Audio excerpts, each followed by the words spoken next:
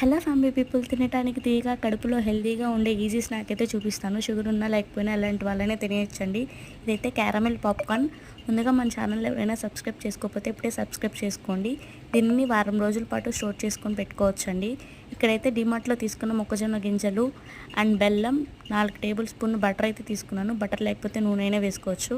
కాస్త heat ఎక్కాక high ఫ్లేమ్లో మొక్కజొన్న గింజలు వేసేసి బాగా పాప్కార్న్ వచ్చేంత వరకు కలుపుకోవాలండి.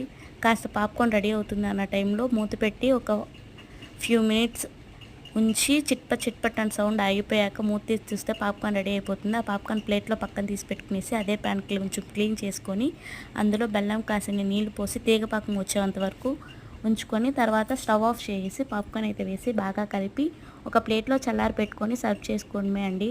ఎంతో టేస్టీగా ఉంటుంది. మీకు కూడా నచ్చుతుంది, తప్పకుండా ట్రై చేయండి. Thanks for watching. Bye bye guys.